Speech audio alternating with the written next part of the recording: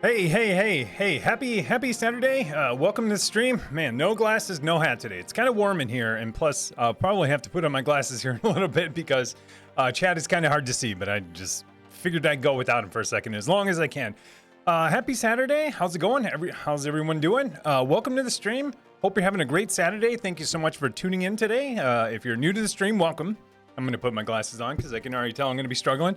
If you're welcome to the stream, if you're new to the stream, welcome. Thank you so much for taking an hour out of your day. And I hint at an hour. Roughly, we go for about an hour today. Saturdays are pretty laid back for me. Usually, either I'm releasing a video, definitely having a live stream, but it's just a time for me to kind of reflect and prepare for some things next week. And speaking of, curious too what you guys are working on. I know that you guys are working on a lot of things. Some people are doing the 100 days of home lab. Some people are not. Some people have been doing it for about 1,000 days. Totally fine too. I think I have for sure. But let me know what you're working on. If you're excited about something, if you're struggling with something, absolutely feel free to throw it in chat. I'd love to talk about it. If you have any questions too, or need something answered, yeah, throw it in there. I'd love to have it. Hey, thank you so much. I am not sure why I am not hearing my my events, but I'm not hearing them. Let me see. Oh, I know. Give me 1 second. I know what it is. Oh, hurry, unhide it. I think it is, I think it's, I don't know. All right. OBS is throwing me for a loop right now, so I apologize. I don't have sounds, but I'm definitely I'm gonna call these out. So let's see, man, what is going on today? My sound is a little bit off. All right, I'm gonna call them out. Hey, wow, there were a lot of them. Darren, thanks for the sub, Prime sub. Thank you so much. Thank you for spending your Prime sub on me. Spooky Fox 84 has sub, Prime sub. Thank you so much. Thanks for spending your Prime sub on me. And there's another one, a Prime sub. I don't know if that was just some kind of error, but thank you so much. Times two. The Quantum Penguin resub tier 1, 19 months, 17 month streak. Wow, congratulations. Thanks for sticking around for that long. I appreciate it. So like I mentioned, yeah, let's talk about stuff, talk about what we're working on. I'll talk about what I'm working on really quick so it just doesn't continue on throughout the whole entire stream. Oh man, dare I say I'm almost Kubernetes'd out. I've been working on something that's pretty, I don't want to say super complex because I'm sure anyone can do it. I'm sure people have already done it. But I've been going through this exercise of finally moving my databases into Kubernetes. I think I'm going to go all in. I'm totally going to dog food everything because I talk about it. So I need to be about it too. And so for me, I'd say the last week, I just decided, you know what, I'm going to move all of my databases into Kubernetes. And that's kind of scary for a lot of people. It was scary for me. I've run a single node of a database inside of a Kubernetes cluster before, but then I ended up taking it back out because I had things outside of my cluster that needed access to it. And I didn't want to create a load balancer and forward everything in through there. And then vice versa, everything that needs in the cluster that needs a database has to go outside the cluster. So I thought, well, I'm just going to keep it outside. And so I did that for Postgres, for MySQL, for Mongo, and for Redis. And it was on my Docker stack. And then I was, as things mature in Kubernetes and as I learn more about Kubernetes and I build more confidence about the things that I'm doing, I decided, you know what, I'm gonna go back and revisit this. And I'm glad I waited, for one, because I learned a ton about both Kubernetes and just databases in general. And then two, the software around or the Helm charts and the operators around these databases have evolved. I think this is kind of the next evolution of Kubernetes, is moving things you wouldn't traditionally see in there, which is totally fine, which is totally fine. So anyways, I ended up moving my Postgres database in there. It is running fantastic so far. It creates an HA cluster of Postgres database with a load balancer. So pretty awesome. And I can take one down, two down. Well, not two. I can take one. Yeah, I could take two. I could take two down and have one still up. After I only have 3 replicas, but Basically what it gives me is HA databases in Kubernetes, which is pretty awesome because now if I reboot a machine for updates, I don't have to worry about my databases going down for my services. So I don't know. I'm trying MySQL now. MySQL is like a whole different animal. And you would think that like, hey, MySQL, you know, it's been out for, I don't know, 20, 30 years. Should be kind of caught up. It's not. And even MariaDB and there's a ton of stuff. So anyways, I'm trying to work through it. So anyways, I'd love to show and share more, but it's pretty boring right now. It's me trying a whole bunch of stuff. Postgres stuff went super easy. I think, you know, Postgres is a newer database. A lot of people are using it in general, especially a lot of startups and a lot of companies because it's totally open source and it's kind of like Oracle, kind of like Microsoft SQL, but totally open source. And so I think people are generally more excited about that than others. And so they jumped on board to create operators for Kubernetes too, and they're pretty awesome. Anyways, I feel like I've just been doing DevOps, Kubernetes, and database administration for like 5 days. I'm kind of getting burned down on it, but I got some more stuff coming. I have something a lot lighter coming up soon. I think is pretty fun. Anyways, and then something huge coming from a company that I'm seriously stoked about, but it's hung up. It's hung up somewhere. So anyways, let's get into real quick. I call it out subs. Thank you so much for subscribing. I really appreciate it. Right before, I think there was a couple of people who followed. Deep CJ, thanks for follow. Appreciate it. Scribbled Lines, thanks for follow. Appreciate it. Welcome. So yeah, so like I said, yeah, if you guys are want to talk about something or want to, oh yeah, what is going on? I got some emotes. All right. If you guys want to share something, throw it in chat. Let's go through that chat and see who was here first. I knew who was here first though, because I was testing a few things. I know who was here first. Well, it says me, but I'm. This is when I opened up my other chat line. I think it was Ilud. All right, I'm gonna scroll just to make sure. I think it was Ilud. Yeah, and he said probably not first, but he absolutely was. So Ilud, dude, thanks for being here. Appreciate it. And I think PC Geek was shortly after. No, Alfie I made it here first today. You didn't. I got in at 11-ish. Yeah, you didn't get here first, and then now I can finally catch up with my other chat client. How many chat clients do you need? Multiple, I guess. Yakto, hey, how's it going? Yakto, hi everybody, how you doing? Yeah, how's it going? How are your racks going? I think I've been following it on Twitter. You've got, well, I was pretty impressed, but you have your 3 racks. I think you have two of them assembled and servers in it, and then you're leaving like 12 U for just UPSs. That is incredible. Like, whoa, 12 U of UPSs. That's quite the outfit you got going on. Let's see. Oh, Yakto again. Working on getting my storage controller rack up today. Yeah, that's what I think I was looking at on Twitter. It's pretty awesome. Pretty awesome. Burrito Void, at the moment, replacing a nozzle on the 3D printer. Awesome. I know very little about 3D printers, but sounds challenging. Maybe not. And I wonder, like, are you upgrading the nozzle, or does it get clogged up or broken? Like I said, I understand 3D printers. I've just never had one to actually mess with it. But good luck with that for sure. Let's see. Aprishar. Aprishar. Oh, plugging in those ports. Don't worry about who is plugging in those ports. Those are my hands. I know. My hands are they're just long and skinny, and yeah, I know. They're I don't know. I don't like my hands, but yeah, they were pretty girly, I guess. Dylan Royal Gaming. I've been working on a 240 volt to 12 volt adapter. That scares me. I mean, not for you, but scares me because I know very little about electricity, and I would probably do that totally wrong. Or I would watch like a ton of YouTube videos and think I was doing it right and do it totally wrong. So good luck with that. Be careful.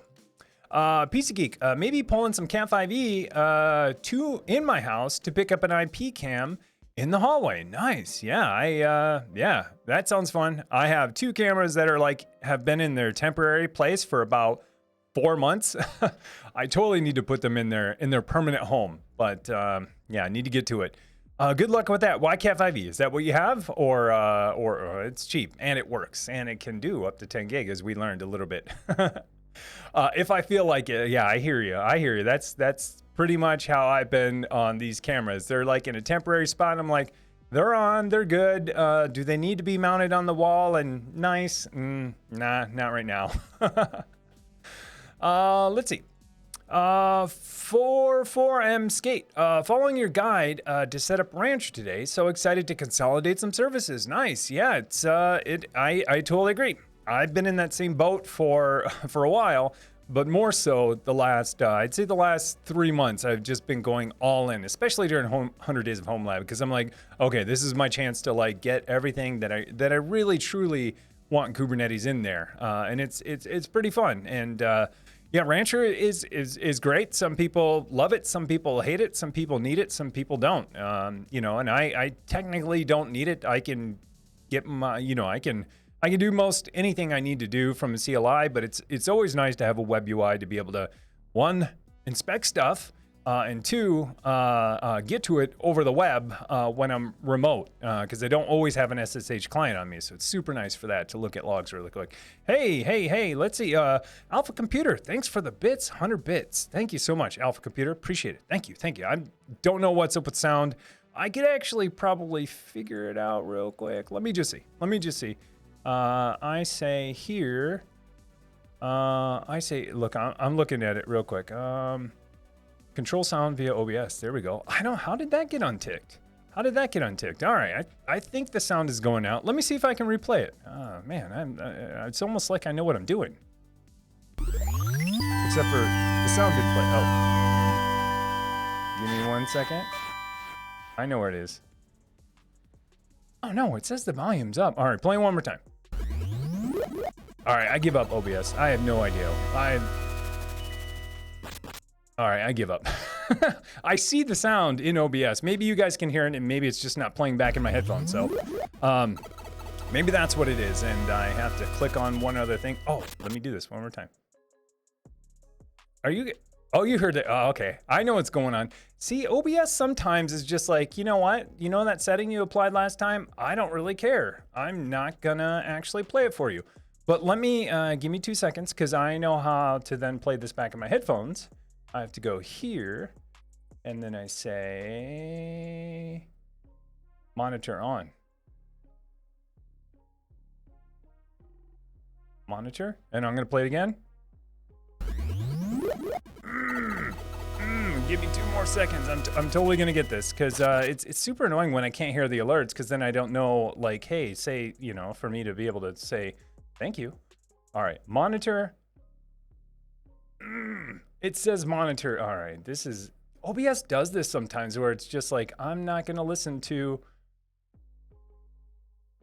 monitor. All right, I have them all turned on.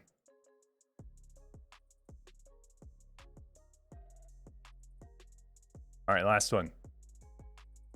All right, I give up. I tried my hardest. I apologize. But Alpha Computer, thanks for the bit. Appreciate it. And Magical Assembler.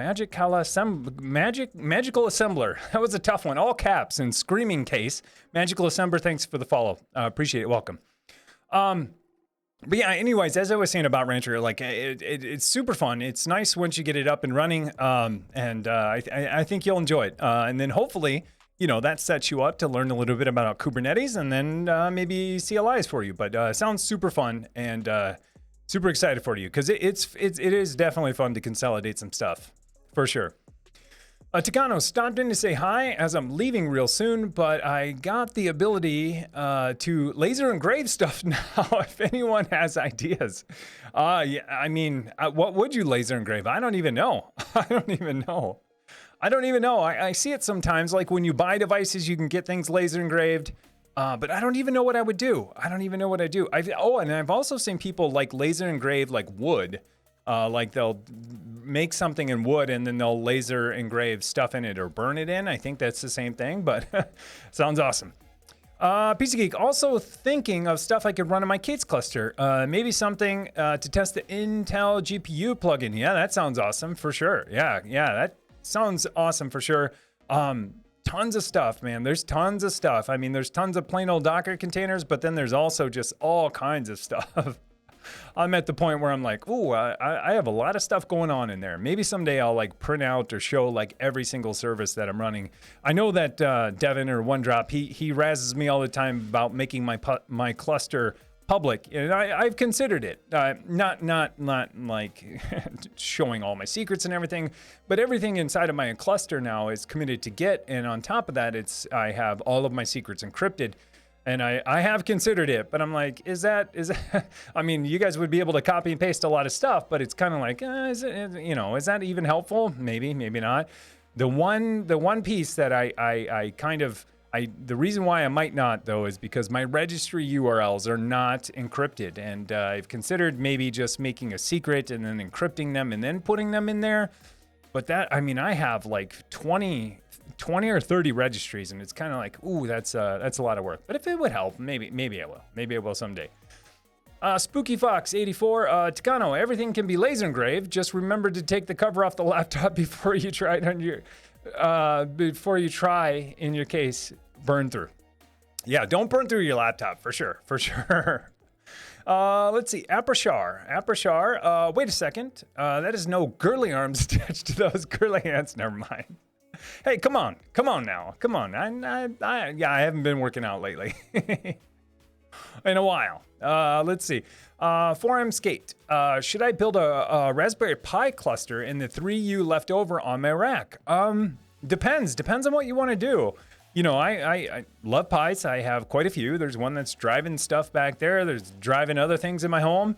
It's pretty fun. It really boils down to not if you can do it, but what you're going to run inside of that cluster. I mean, Pis are great devices, but they don't, excel when it comes to running normal workloads.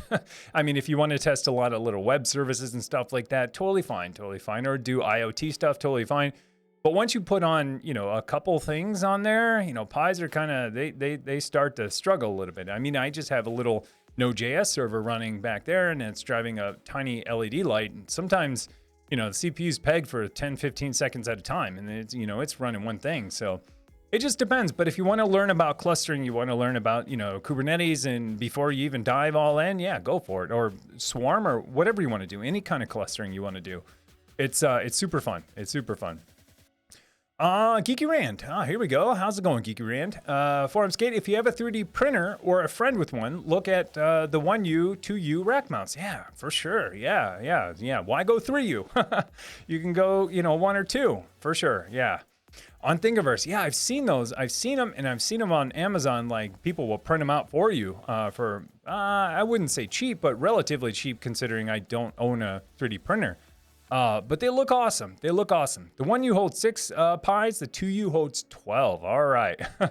That's pretty awesome. Made for Raspberry Pis with PoE hats. That's exactly what I saw. And I've considered it. I still have my Turing Pi, need to get mounted in there, but I thought about just having a bunch of loose ones and having a low power cluster at some point. But it just, the compute that I get, I don't know I'd be able to run my whole entire cluster that I have right now just on Pis, only because, not like I'm running a ton of stuff, but I need some decent compute to where I'm not having one service per Pi.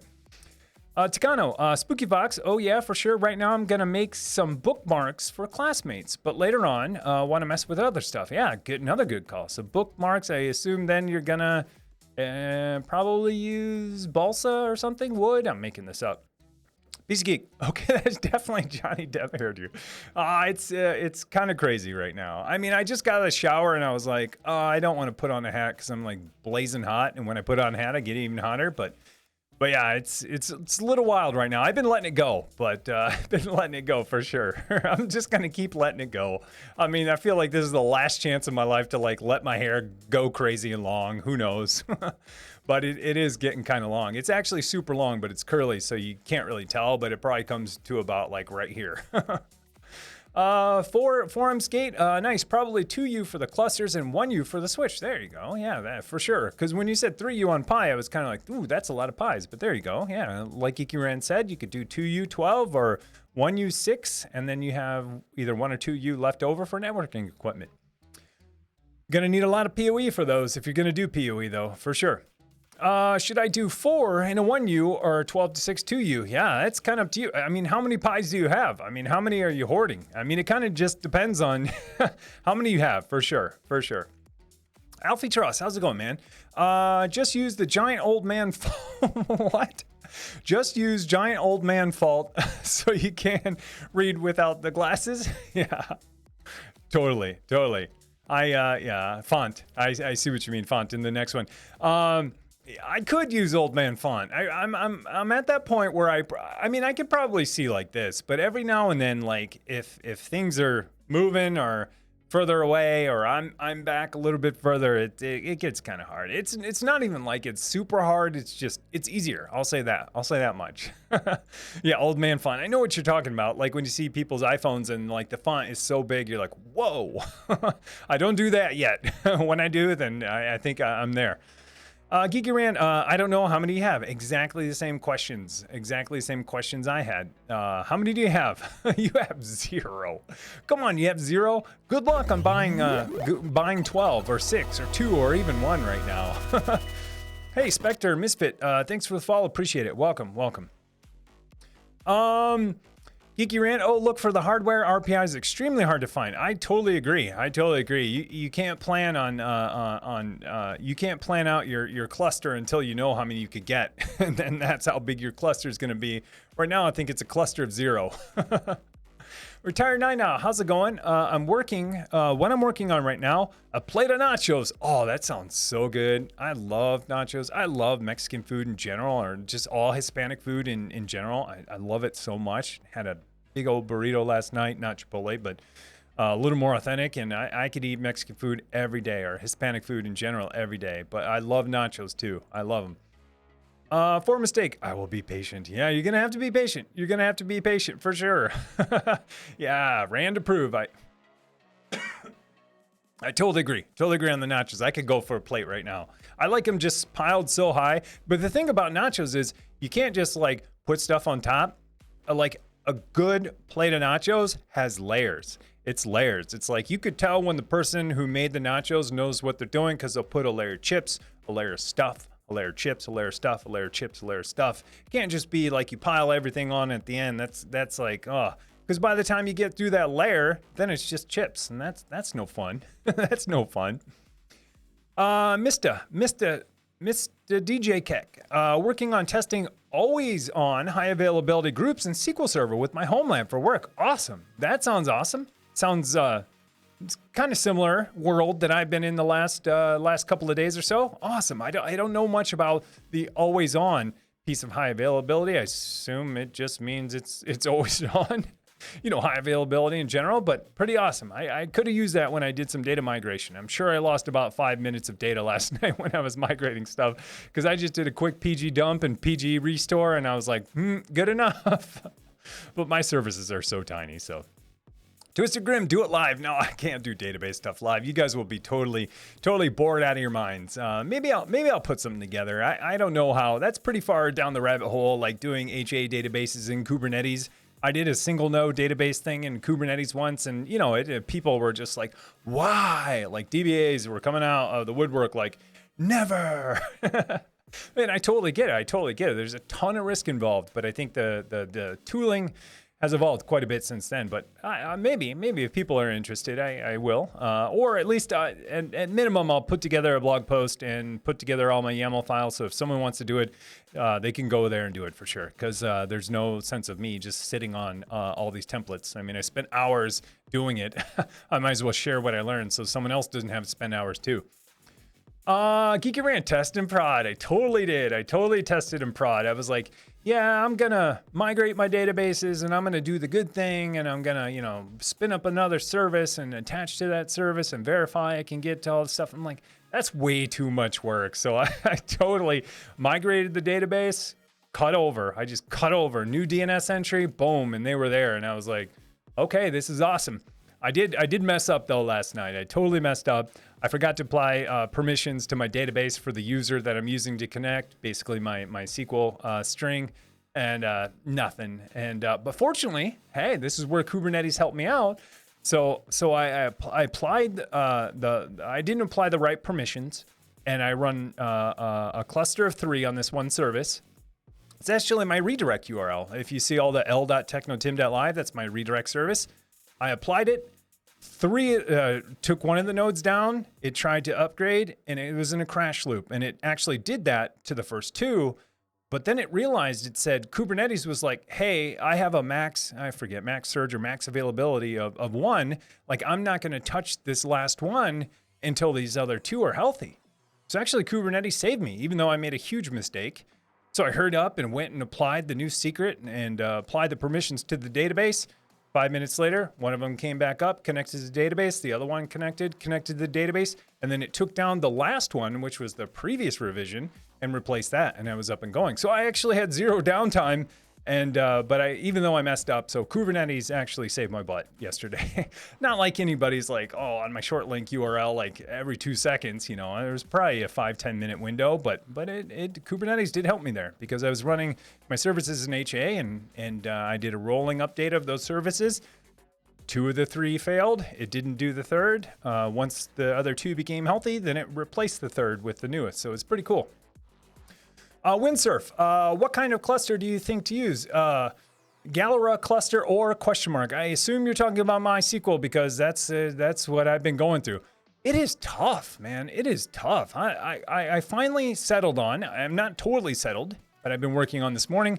I think I'm using the Percona one. Percona, I'm not too familiar with Percona. Some people are if you're in the database world. I'm not. But they've done a lot of stuff for basically giving you all the enterprise features for all the open source products without getting the enterprise version of all these open source products, which is pretty cool. It's pretty cool. And so I've been settling on the Percona one for now. I want to get it up and going. I did try, like, MariaDB has an operator. It's not great, like an official. MySQL has one, an official one. Not great. There's lots of unofficial ones. It's pretty sparse. For a database that's been out for 30 years in open source, I thought there'd be a lot more, but there's not. So I found Percona does it, but Percona does it 2 different ways. They have this thing called ExtraDB. I don't know exactly what it is. I think it's a drop-in replacement for MySQL. We'll find out. So that's what I'm going with. And I think about 90% of it done to where my databases are up, but I didn't create a user yet and connect to them and try to migrate any data. So that's probably what I'm working on tonight. And if that works out, that'd be awesome because I actually have more data in MySQL than I do in Postgres. So we'll see. Carl smile. Spooky Fox, currently working on a cluster of 120 plus cores through Proxmox. I like it. In the homelab from 2U servers. Wait a second, 120 cores between 2 servers? So that's divided by 4, that's 30 cores a piece. So you probably have dual processors, each one with 30 cores, and then 2 of them. I'm just guessing. Either that or you have quad core, 15 each. Ooh, I'm doing math on the fly. Watch out now. That is pretty awesome. That is pretty awesome. That's a lot of compute, for sure. Martin, hey, thanks for the resub. Tier 1, 3 months, 3 months, 1 month straight. Thank you so much, Martin. How's it going? Thank you. Appreciate it. Geeky Rand, PostgreSQL is greater than MySQL. I totally agree with that. I agree. And Postgres is like the new hotness, but you have older things like WordPress and Ghost and, a lot of these other services that don't have like adapters or that may or may not work with Postgres. So I'm kind of like, I wish. I'm at the point where I'm going to just basically say, if it's MySQL only, I'll just find a different service. Because I enjoy Postgres, and it's not like I think it's a better tool. It's just newer. And with newer comes people who are more excited to build more things and with less baggage. And so that's what I found with Postgres. So I like it, for sure. Yakto, I believe Bitnami has Galera Helm chart. Yeah, okay, absolutely. You guys are right. So here's the difference between here's what I wanted, I should say, out of MySQL, because it's not fair to just say there aren't HA versions of MySQL databases. Those do exist, and you can have replicas and you can spin them up, and they work great. The thing is, I'm looking for is an operator, which is this higher level like construct. Think of it like a person, an operator, right? And a person who's operating Kubernetes would say, create a MySQL cluster. It's this governing body over the thing that creates the cluster. And that's kind of what I want, because I can say, create a MySQL cluster, do a backup of that cluster, back up that cluster and the databases to S3. If this cluster fails, automatically fail over, and do those types of things. And so that's kind of how I understand operators. And so there are high availability clusters for databases that exist, but a lot of them don't have that higher level, like that super kind of tooling around them that I'm looking for, is because I want all the other stuff around it too, to be able to see monitoring, metrics, automatic failover, backing up. And one thing I've noticed too is, like, a lot of them don't have S3 backups. That's ultimately like why this, between last night and this morning, I switched over to the Percona one. That word's hard for me to say for some reason. I switched over to that one because that one actually does S3 backups, so the object storage backups, which I want because I don't run object storage within my cluster. I run it outside my cluster, which is how I want to back up everything that I can, just in case my whole entire cluster goes down. Then I can actually restore from my Minio, or my open source object storage that's outside of the cluster. So yeah, good call. There are for sure. The Bitnami one is actually great. Nothing against it, but they don't do, they do MySQL dumps. They do like they just don't do a lot of S3 backups. I think that's kind of new, and so that's kind of what I'm going for. And plus, basically bootstrapping clusters and creating clusters versus creating one set of databases. So yeah, awesome. Thank you. Martin, my lights are delayed or something. I don't know, but Martin and I called it out. Thank you for the sub. Appreciate it. Things are all off today. Let's see. Top swag code. Have you ever worked on Terraform? Got anything to say about it? I've done very little. I've done some Hello World stuff. Got anything to say about it? I think it's fantastic. Anytime you can, create, infrastructure as code and do something that's repeatable, that's fantastic. Like, what's not to love about that? And they're totally a leader in this space. And I nothing to say. I wish I could do more of it. That part of infrastructure is something I don't do often because I have things in place, but it's absolutely, I love it when I can build and create virtual machines really quickly with it. But that piece of like what I work on has been far and few between, and I need some more of that. But fantastic. I can't say anything bad about it. I mean, they're obviously a leader in this space, and anytime you could do infrastructure as code is a win in my book for sure.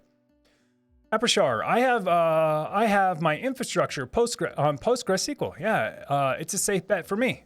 You mean oh yeah, so your infrastructure on that. I think so. You're using Postgres SQL as your database. Yeah, it's pretty awesome. Either that, or you mean you're hosting it like in the cloud with their service or something. But yeah, it's awesome. I'm going full hipster though and putting it in Kubernetes. We'll see how this works out.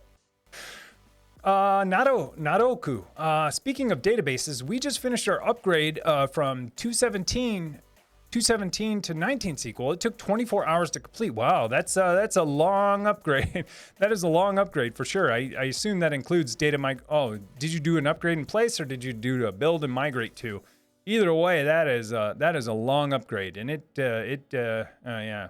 depends on how much data you have for sure. And so if it took 24 hours, you either have a ton of data or underpowered machines, and I'm betting it's not. I'm betting it's a ton of data. So. Well, I'm glad it worked out for you. Hopefully everything's okay. Let's see, Geeky Rant. Oh, thank you. Thank you so much for the Discord invites for people. I appreciate it. Flowdash, switching jobs next month, trying to finalize my project as an NOC admin, going to the data center world. Nice. Yeah. All right. That is awesome.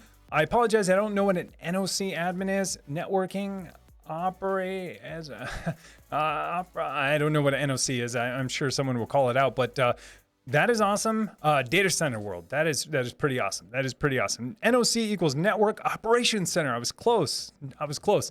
Awesome. So making a jump from network operations to data center. Awesome. I think that's a good move, and I think that's a ton of valuable skills to bring into that area too. You'll be the go-to person for networking stuff. Congratulations on the new job for sure. Mafni, Sudu, hello. Oh, that was my Sudu, hello to you too, Mafni. How's it going? Pizza Geek, yeah, it's cheap, and I have a lot of it still. I got a 1,000-foot bulk box a few years ago. I know how that goes. I have a lot of it still. I did the dumb thing of like coiling it. Like I probably have 100 or 200 feet like coiled and like in in the weirdest place ever. And I wish I wouldn't have done that. Anyways, I hear you, and it works great. And as I've been testing, 10 gig works most of the time on it too. Aprashar, if programming doesn't work out for you, then you might try modeling. No, thanks. No, thanks. I'm too awkward. PC Geek, IP cams, and even 1 gigabit stuff works plenty fine. So on 5E, still not worth spending the money to buy more cable when I have the stuff. I 100% agree. And I did the theoretical max of Cat 5e and even Cat 6, I think, the other day, and mostly works. So I'm totally fine with Cat 5e, especially if you have it. There's no reason to spend more money on it. And if you are going to go, like, you really want 10 gig at some point and you really want to do it right, you can just run something else, not even Ethernet, run fiber or something. I totally agree. Breed Avoid, I don't understand it either. Just figuring out as I go, putting on a smaller nozzle to print a smaller detailed part, trying to print a cable adapter to reverse engineer something with a proprietary connector. I like it. I love that you say you don't understand it either and you have a 3D printer. So I don't feel so bad not knowing everything about 3D printers and not having one at all, for sure. Windsurfer, this week following, I had success in using Traffic plus SSL plus Portainer. Thank you very much. Hey, no problem at all. It's pretty awesome. Now I'm struggling a bit putting Pi-hole only for the managed port and not the 53 UDP port for DNS behind Traffic reverse proxy. But I imagine, as you say, it's always DNS. Yeah, it is. I think so. You just want to do it on the web admin piece. That one's going to be kind of tough. It's going to be kind of tough because that port, I think, is like they use port 80 and 443, and that's the one they expose and the one you kind of, I think, have to use last time I checked. So that one's going to be kind of tough. And then on top of that, they use a path in there /admin, which is also tough. So you got to either do some, well, one, you have to do some networking magic, and two, you have to do some routing magic. So not impossible, doable, but not as straightforward as just exposing other things, for sure. Yeah, because then your 53 is your DNS, so you probably have that exposed on the host itself, so people point to that for DNS to get stuff. And it's kind of, yeah, it's going to be a little bit, yeah, it's a little bit of Inception kind of too. Let's see. Yeah, thank you. Yeah, it's still not working, but I'll figure it out. Let's see. All turned on. Oh, really, Tim? It's all turned on. Yeah, it was.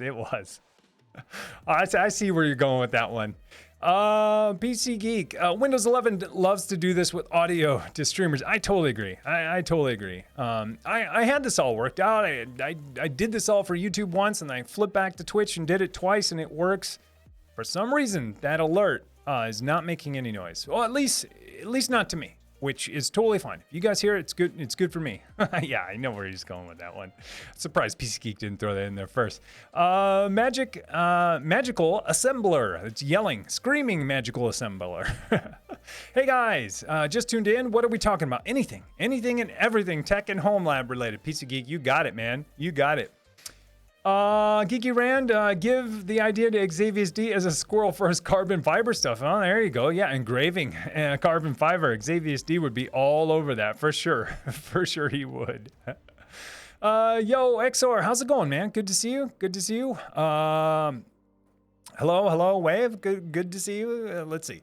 Oh, this is a tough one. I'm going with Baruz Diablo. Hey, I just came across your YouTube channel recently and have a few questions with home server stuff. All right, fire away. Let's go. What are they? Let's see. There you go. Let's see. Dang, Ram beat me to it. Yeah, for sure. Oh, here we go. Here's the question. I was wondering if it's possible to run traffic of a personal VPN through another VPN and Docker. Twice? Yes. I mean, it should be possible. It sounds pretty complicated. It sounds kind of fun to figure out. But yeah, I don't see why it wouldn't be. Oh, this is where it gets confusing.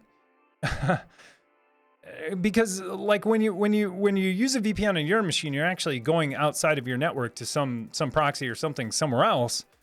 And then you would have to get back into your Docker machine, unless that's in the cloud somewhere. So you'd have to point it back. You'd have to, I'm sure it's absolutely possible. There's a lot of networking wizards who would be able to figure this one out. But it would be tough. It would be tough to get back into your Docker machine you'd have to get back into your Docker machine and proxy through that through a public IP somehow from the first VPN through there. I think, unless you can set a gateway on your VPN, but that doesn't make any sense because that's why you use the VPN. So that one's tough. That one's tough to figure out. I'm sure there's a lot of people who can figure it out, but basically a double VPN, I like it. When one's not enough, throw another one at it. I like it. XOR. Here we go. Good one. Any advice on how to back up your persistent container data? I'm thinking you mean with I want to say Docker only because I know you've been doing Docker, but you just recently been doing K8S stuff, so I'm going to say K8S. So, how much time do you have? No, there's a couple of things. So, one, if you're using Longhorn comes, I'm going to go the Kubernetes route because I'm assuming that's what you mean because I think in your 100 days of homelab, I saw you were doing K8S stuff. So, I'm going to go with that. So, with Longhorn, you have a way to back it up natively within Longhorn. Within Longhorn, for all of your persistent volume claims and your persistent volumes, you can create a backup schedule to back those up, either to NFS or S3. I say go S3 because everything's using S3. NFS sounds easy, but then you'll figure out later on that everything's using S3, so you might as well start S3 now. So if you're using Longhorn or any other operator, any other way that you're managing persistent volume claims, mostly, that's how you do it. If you're using the NFS client provisioner, that one's easy too, because those are pointing to an NFS server somewhere, and you can back those up pretty easy. If you're doing local disk, that's super hard, and I recommend against it. Like if you're using K8S or Kubernetes in general, you should be using some kind of storage provider or storage class to get storage, so that you're not writing to each node's local disk, because that's super hard to back up, to know that it's there the next time it spins up. So I would go that route. Then, if you don't want to use any of those, if you don't want to use the backup from the backup that each provider provides, there is a third-party but open-source utility. I think it's Veeam or something like that. I'll have to post it in Discord. But it's a way to back up all of Kubernetes, including your persistent volumes. So it's kind of interesting. I think I'm going to check it out. And if it works out well for me, I'll definitely share it. I'll still share it in Discord somewhere. But I've been backing up, my Kubernetes cluster separate, my persistent volume claims separate, and backing up each things individually, which is great, but it makes it really hard to restore later. So I'm thinking about using this other open source product that will back up everything all together, so it makes a restore to the whole entire cluster easier. But I might actually do both, just in case I just need to restore one piece and one bit, but I'll figure it out. Xavier's D, how's it going, man? Speaking of the devil, Xavier's D cheered 100 bits, 101 bits. Sorry. Thanks, man. Appreciate it. How's it going? How's your rack going? We were just talking about carbon fiber. Takana was saying that he has a tool now to do some laser etching, and you would probably be interested, is what Geeky Ran said, because you might want to laser etch some stuff in your carbon fiber. I think I got that right.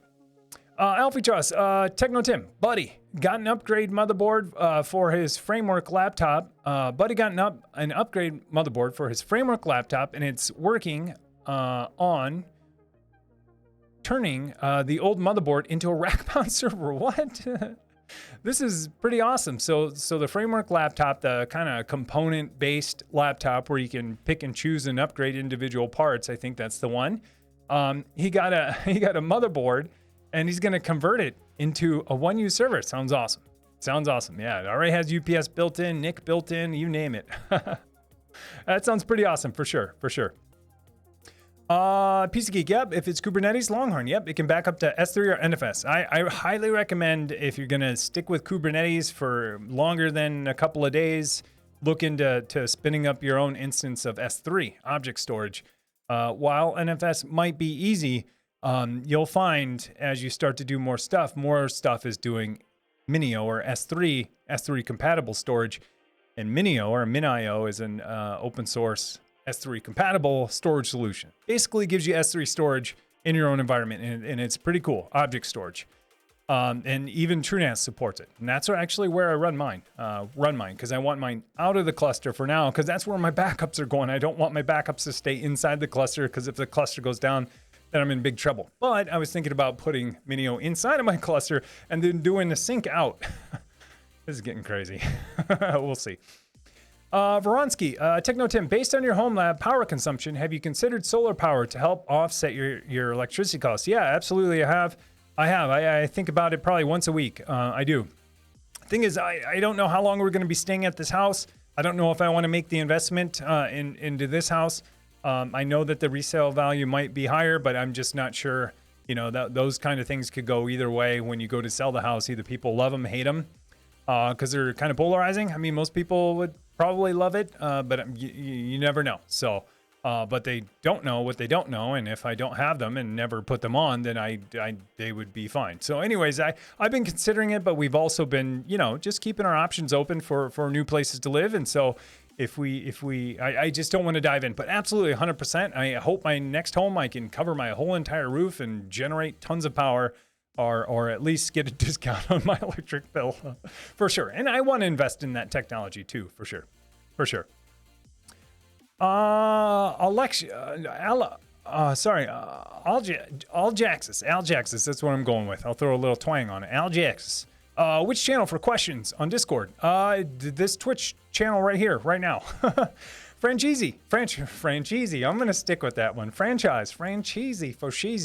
I've been driving cross country for the past week. HomeLab has been on hold. Hopefully get back to it in the next week. Nice, man. You don't have to apologize for that, for driving cross country. I love driving. I would love to do that. So super jealous. Let's see, live stream questions. Oh, right here. Let's see. All right, gotta find a question. Yugi Farouk. Yeah, I'm gonna go with Ugg. No, I'm gonna go with Yugi Farouk. Tried to host Galera master replication in my K8S cluster, but seemed very difficult as it is actually. Yeah, I totally agree. It is tough. And that's why I'm kind of hoping like this whole new breed of operators for Kubernetes, like people continue to develop them, because they basically create a SaaS for you within your Kubernetes, depending on what the service is. I mean, there are operators for Kafka. Like, who would ever want to run their own Kafka? And on top of that, run it in Kubernetes. But there's a Kafka operator that makes it kind of easy. I'm not saying it's easy. It's still Kafka. But, I mean, the same thing with like I found out with Postgres. It actually is pretty easy. And, sets up load balancers, automatic failovers, and gives you an endpoint. So all I have to do is say, hey, everything that needs to talk to Postgres, go to this Postgres-RW, I think. And that's the high availability load balancer into my Postgres cluster. And that's all I need to do now. And it's awesome. So I'll share, like I mentioned earlier, I'm doing Percona for now. I hopefully will have it done in the next couple of hours after the stream. And then maybe I'll share it. I'll post my config somewhere, because it's I want to get this piece done, and I'm actually going to do it for Mongo and Redis next. I'm going all in, because if I do it for Mongo and I do it for Redis, that means that Docker host that all of this was running on, I can shut down, because that's really one of I have two Docker, well, kind of three. I'll only say two, but I have two Docker hosts left. One was dedicated to running basically every database service you could think of, Postgres, MySQL, Redis, Mongo, and they're all on there, and I just created DNS entry, whatever, database.example.com, and everyone would go to there, and based on the port that it needed for the service, it would figure it out, and that's where they all went. But I realized the other day, I was like, whoa, if I just move my databases inside of here, this virtual machine and all of my crazy scripting to back stuff up can just go away. And so I'm like, okay, this is happening. This is happening. Sofa King lethal. All right, throwing a lethal in there. 120 cores. I totally agree. Beefy cores for sure. And I know 120 cores. That's what they said. I wonder if it's logical cores or physical cores. But yeah, that's a lot of cores.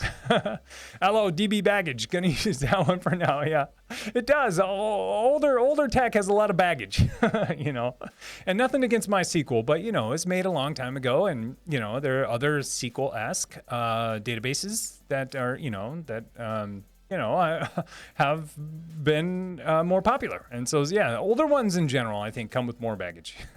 How about, we'll put a better spin on it. Newer ones couldn't stand on the shoulders of giants of older ones. How about that? There's a positive spin on it. PC Geek wasn't clear on how many, just said 2 servers. He did. But I wonder if it's logical cores, because I was thinking physical cores. We'll have to review the script later. Oogie Farouk. They don't have ARM64 images. That was a big problem for me. Yeah, that kind of is. That's a real gray area too.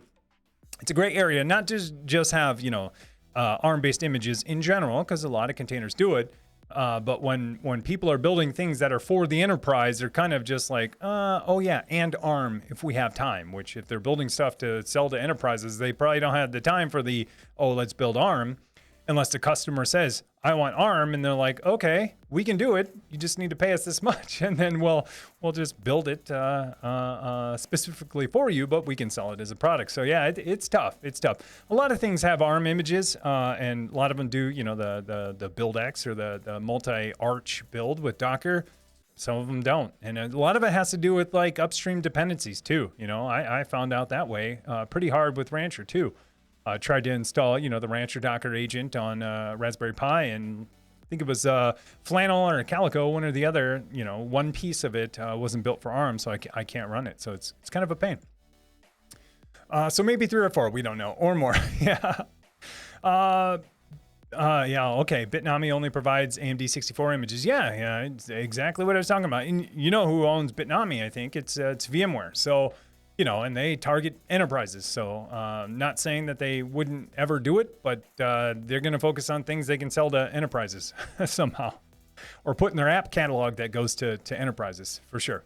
But Bitnami is really awesome. I am so surprised at how much. I don't know if VMware bought Bitnami or what, but man, it's pretty incredible at how much they do and how many images they maintain. It's pretty awesome. Let's see. Oogie, what's the difference between Percona and Galera? I'm not sure. I can't answer that question.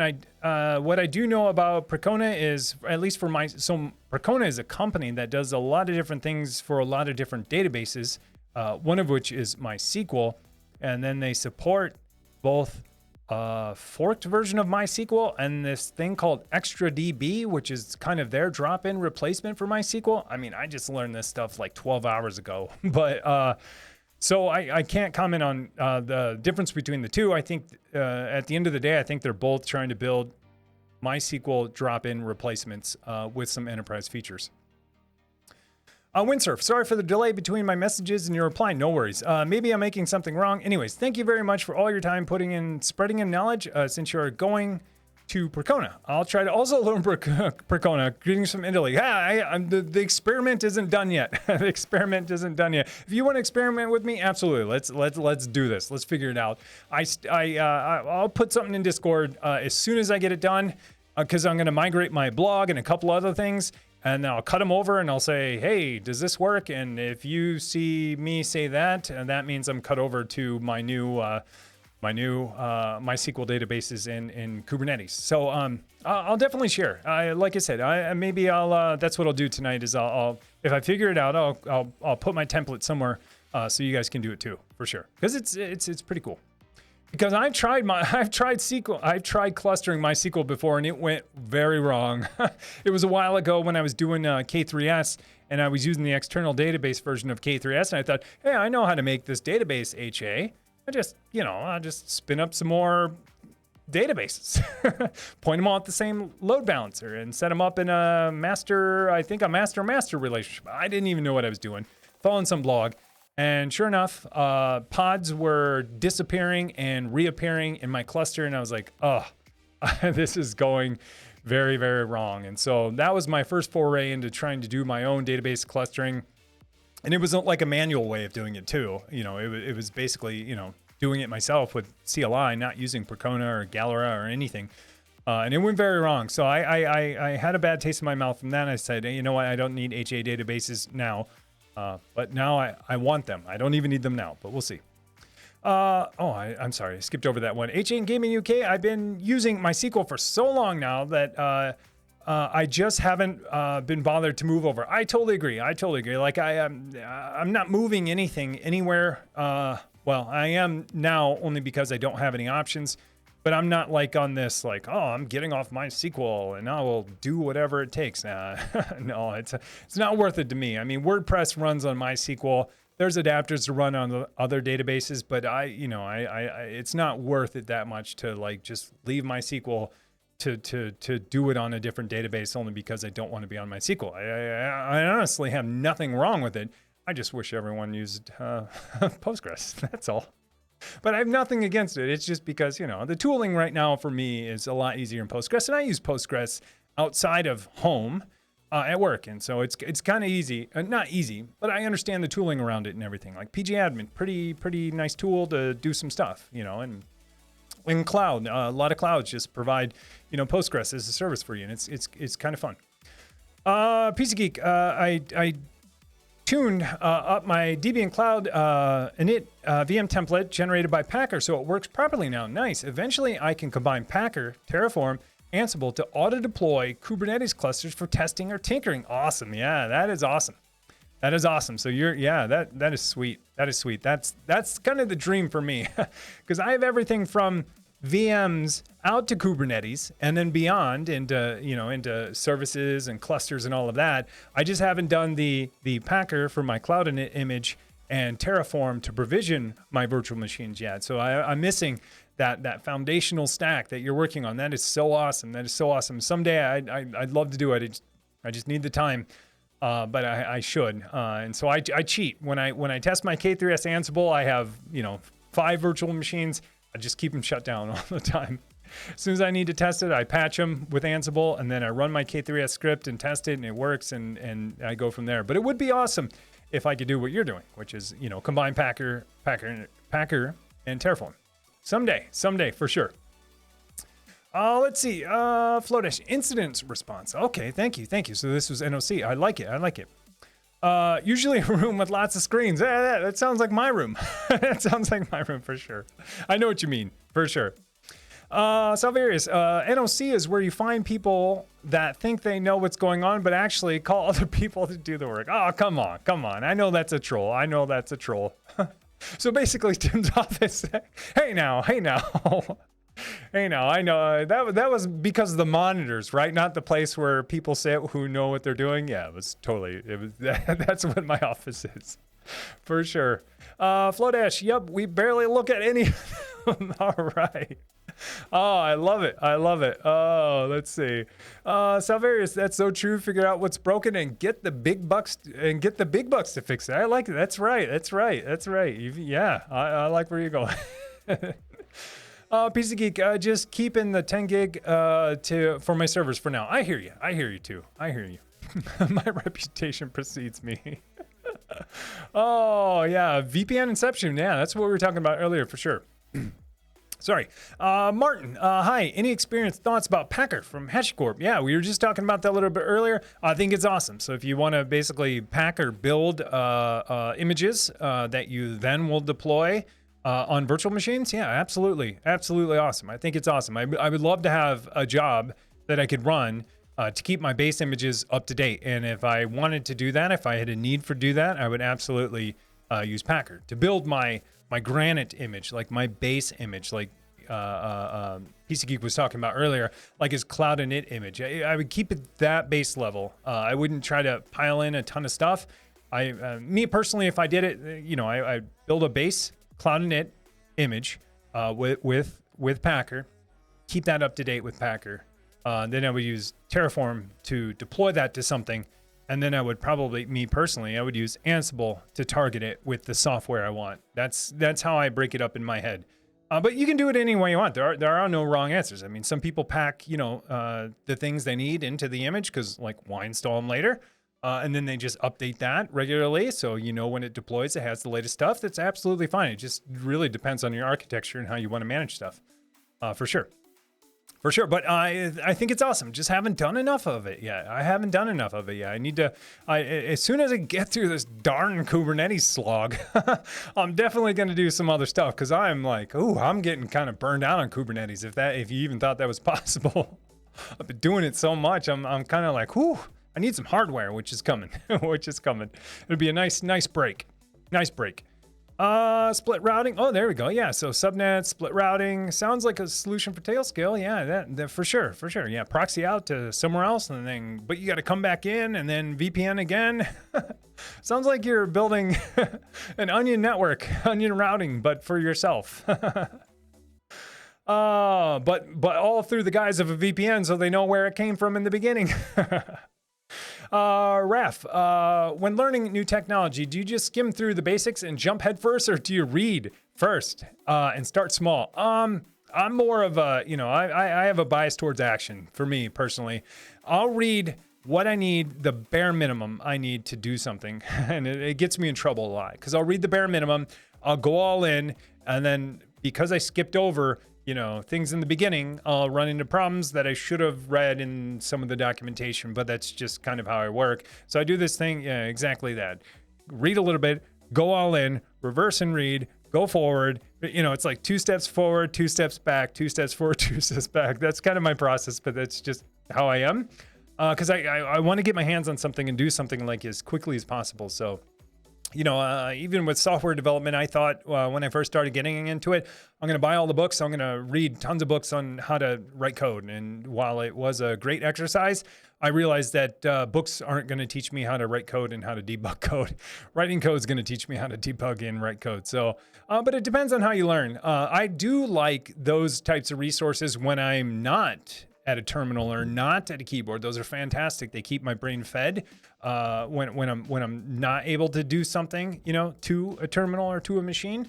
And even listening to audiobooks or podcasts about those topics keep my brain fed and help my brain wander and think about different possibilities. But when it comes to doing things, I go hands-on. I'm a copy pasta, let it run, evaluate, and keep going forward. So I do try to start small, though. I do try to start small and just keep building on top of it, for sure. Let's see. Oh, I went a little bit over. Let's see. I'm going to see if there's any mentions or like questions. Here we go. The Night Arch. Hey, Techno Tim, what do you say about Detroit packing patch panels? Yeah, I may be wrong, but I think you use them, don't you? Yeah, I do. I'm just about to place an order for one right now. Don't do it. Whatever you... No, I'm kidding. I freaking love them. I have 2 of them. So I love them. I love how they look. I have, I think, a V1 and a V2 one now. And the only reason why I think I have a V1 and a V2 now is because they actually stamp Detroit packing on top of it. And not that I care that they put their name on a product that they make, because they should be proud of it, but one has it and one doesn't. So I'm either going to paint over the one that has it or try to do it myself with paint, or white out. Anyways, I love them. A lot of people, like if you're into networking and you're into patching and you want to terminate all of your stuff, that's awesome. I'm not great at that. That stuff for me is very tedious sometimes, especially when I have to do 24 or 48 of them. It's a lot of work. So for me, buying one of those with the pass-through keystones was like awesome. It was like, okay, comes with keystones, they're pass-through, connect, Cat5 or Ethernet on both sides. And it's awesome. So I would say absolutely go for it if that's what you want. I think it has it's nice. It has, I feel like a premium look and feel to it too. Not that matters, but it's all metal, and it's super nice. And chrome, all of the pass-through are chrome too. Chrome metal, air quotes on chrome. I don't know what the actual type of metal is, but there's some kind of finish on them that it looks super duper nice, I think. But you could also buy the panels without keystones and go super custom and do your own, which opens a lot of possibilities for other things, not just Ethernet. So pretty cool. And even Unify has one now. Unify's getting into this game now too. They have a patch panel, but with nothing. You got to buy your own keystones. But if you like that aluminum kind of finish, they have them too now. Which they're only $20, which I figured for Unify they were going to sell them like super expensive, but theirs is only $20. Yeah, I saw it on Mac Telecom Networks, and I saw it in EA for a while. But if he talks about it, then I think it must be out of EA. So, let's see. All right, I'm gonna look. Let's see. I'm gonna look. VMware bought. Oh, thank you, Geeky Rand. VMware bought Bitnami in 2019. All right. Yeah, I wasn't sure if they created it or bought it. I figured they bought it because they've been around for a while. But that was a fairly recent purchase then. All right. So VMware, they're like, yeah, we're getting into the container game for sure. And that's a huge way to get in there too. Oogie Farouk. I only did Redis cache stateful in my K8S cluster and sure did not try to spin up a Redis DB cluster because it was afraid to recover if Redis cluster crashes. Not any good open source operators for auto recovery, it seems. Any idea on the Redis K8S operators? There's a couple I'm looking at. I haven't decided yet. For me in general, because Redis is an in-memory data store, primarily used for caching, in general, it should always be on. It should always be on. That's kind of how Redis works. Like if you shut it down, since it's in-memory database, like it all goes away. But there are some operators that will actually persist that data also to disk too and auto recover. I'll have to look for them. But I haven't decided yet. I'm going to use it for caching. So for me, it's kind of like I just need a HA service up for caching keys and to be able to replicate those keys. If it all goes down, it's not the end of the world. Just cache won't work, and it'll be fetching from the database. And then as they come back up, it will cache those keys in there, and it'll be faster to retrieve. So I don't want my Redis to be a single point of failure. I want it to optimize queries rather than like take down my service if it's not there. So there are ways to persist it to disk. I don't think I'm going to go that route. I might just for fun. But I only cache very few keys. Some services I use it, and I'm like, yeah, why not? I have Redis, so let's do it. So, but I'll definitely share that too. All right, let's see. I'm gonna go with this last one. Looks like a newer name. MStew GT. Ditched my standalone Docker host and have set up in a K8S cluster based on your videos. I backed up my old persistent container data. What's the best solution for persisted data and Kubernetes, preferably stored in my on-RAID NAS? Yeah, so we talked about this a little bit in storage. What's the best? So best is definitely it's based on your opinion and how you want to manage stuff. I use Longhorn. Longhorn's awesome because it puts block storage inside of your cluster. Some people use Rook Ceph, which will basically use an existing Ceph cluster and give you block storage within your cluster as well. Some people use the NFS client provisioner, what sounds like maybe what you want to use, which will actually allow you to use an NFS share for your persisted volumes. The only thing I would caution against about not going with block storage and only going with NFS is that not everything plays well with NFS over the network, as you may or may not have experienced. Databases don't work great. And I'm not talking about just performance. I'm talking about the read and writes and locks and stuff like that. NFS isn't always the best fit. So, I mean, if you want to go all in and you have a K8S cluster and you're going to keep it around for a while, I would say Longhorn or Ceph. Longhorn's easy to set up because you don't need anything extra. If you're going to go with Rook, you need Ceph. And so you may or may not want to set that up. So, totally up to you. I would, if you want a quick, easy way to do it, try Longhorn. It's pretty awesome. It uses leftover storage on all your virtual machines, all those nodes, to give you block storage. Highly available and replicated throughout your cluster. So if not, you can try NFS. But like I said, I run into problems all the time with NFS. Like, oh, this SQLite database won't work over NFS because someone chose to use SQLite for something within that container. And now I'm just like, I'm not even going to use it anymore because it's the TCO of using different things for me is a lot higher than going with something that's simpler, if that makes sense. I used to say, oh, I'm going to use, NFS for everything. And then I started splitting them and saying, well, when NFS doesn't work, I'm going to use Longhorn. Now I'm just like, I'm going to use Longhorn because it works every single time. I don't need to worry about it. Block storage is perfect for containers. So, hey, JavaScript foe. Thanks for the follow, appreciate it. And Cars, thanks for the follow, appreciate it. Okay, guys, thank you so much for tuning in. I didn't mention this, but we usually jump into voice after the stream. I think I'll jump in there really quick. If you don't know what I'm talking about, after the stream, we usually jump into voice chat. We all go in there and talk. It looks like a lot of people in Azeroth now, so that's probably where I hop in. I'll be in there for just a couple minutes. I got to take care of some stuff, but I might be on there later on tonight because I have some free time, but I'll definitely hop in right after this. And so if you aren't a member of our Discord, you should absolutely join. There's lots of people in there. I think we're 73, 74, 7,500 people in our Discord, and it's pretty awesome, I think. Thank you. There's links everywhere. If you don't know how to join, there's links in chat. There's links below, or it's just discord.gg/technotim. So yeah, it'd be awesome if you join. I'm going to jump into voice chat if you guys want to chat a little bit more. So thank you so much for tuning in, and thank you so much there were bits, there were follows, there were subs and resubs. Thank you so much. It's more than I could ever ask for, so I appreciate it. So thank you. Have a great weekend. I'll be in voice, and I'll be back here on Twitch next Saturday. Appreciate it. Thank you so much. Have a good weekend, and be good to each other. Take care.